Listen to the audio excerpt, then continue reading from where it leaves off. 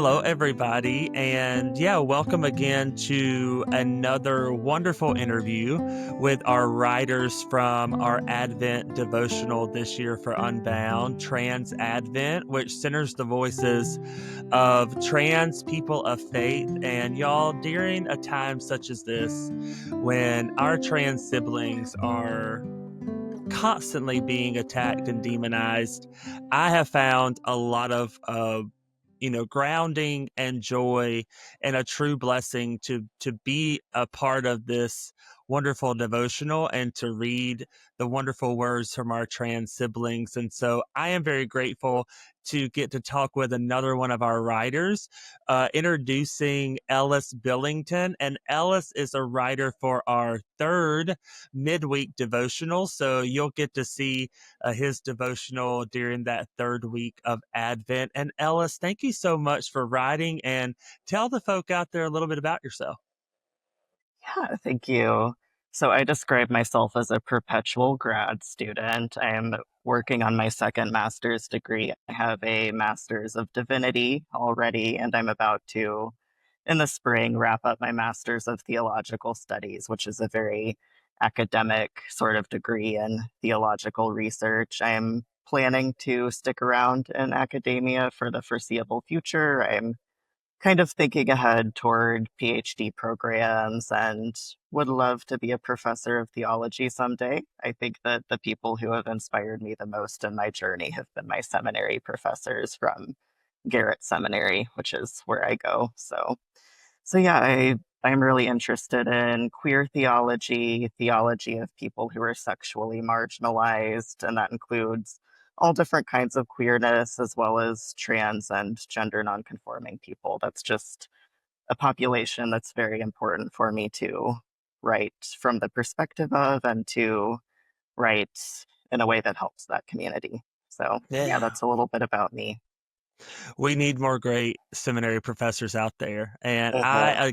I too really looked up to my seminary professors and really molded me and made me who I am as a semi-theologian. That's good. I just have the MDiv, which for me was rough enough. And so I give you a lot of props for sticking in there and doing the PhD, hopefully do the PhD work in the future. And so, Yeah. yeah, that's great. And Ellis, if you can, for the people out there. So Ellis again wrote for the mid week of the third week of Advent. And so during Advent, like especially in a time such as this, when our country, we're experiencing like a lot of authoritarianism and fascism, it's honestly kind of wild these days. And Mhm. Advent to me is just a time of kind of taking a breath. And, we always say Advent is a time of waiting for the Christ child to come and what that means, but also waiting during, the time of Jesus. It was just as a turbulent time as it is now. I mean, we had dictators and kings, and, we have that now. And so what has Advent and writing for this series and this devotional, what has that brought up for you, and kind of what does it mean for you right now?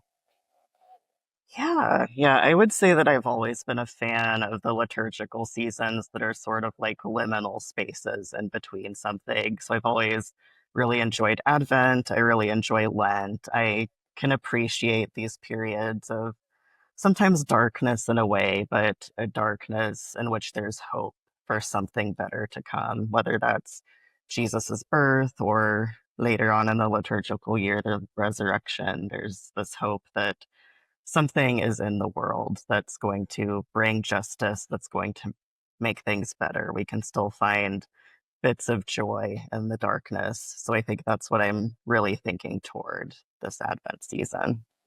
Yeah, it's so needed that, in a time where you just don't know what to do and everyone is like, what do we do, to make change?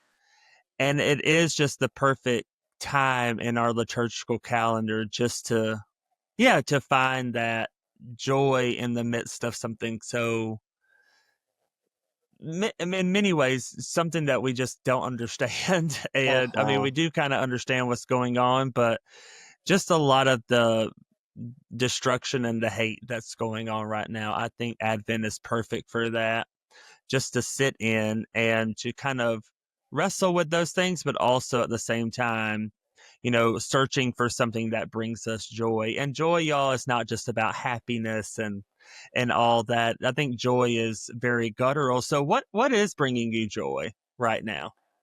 Yeah, I would say that community is bringing me joy. I actually just got back from spending a long weekend with a few friends. I had just, yeah, a bunch of my queer friends from various places around the country came in to Kansas City to see me over the weekend. We rented out a huge Airbnb, just had ourselves a little nice time getting away from the rest of the world for a little bit.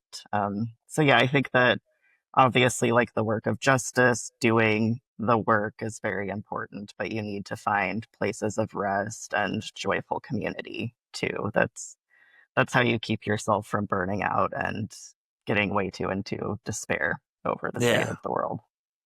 Yeah, and speaking of despair, um, I I do know that especially during this past year and with this administration, the hate towards our trans siblings has very much ramped up, and the attacks on our trans siblings have really increased. And when it comes to legislation, when it comes to politicians who are demonizing trans people out there, it's a rough time for the trans people in our community as a whole, queer community.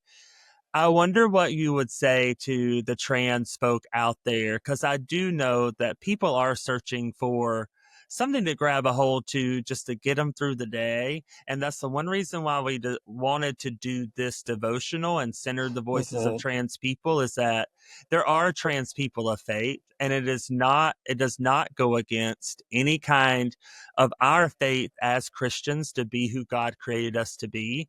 And so I hope people hear that, and I hope people see that embodied in this devotional. And so I do wonder what you would also say to the trans community out there as a trans person of faith, especially right now. Yeah. Yeah, I mean, it's a tricky time, but I think I would just lift up the importance of sticking together, of being a community, of not going through it alone. You need to surround yourself with supportive people as much as you can. And I would say that Christ calls us to be that supportive person to other people. We need to, the whole queer community, not just trans people, we all need to be allies to each other during this time and really take care of each other intentionally. Yeah, and I will say to the queer community out there who might be cisgender, we do need to step up and be allies, and we need to, like, we have a certain privilege within our own selves to do so and do such, and to be there for our entire community. And so I echo that, Ellis, and I thank you so much for writing for this devotional and, yeah, doing all the things that you're doing. And so we really appreciate it.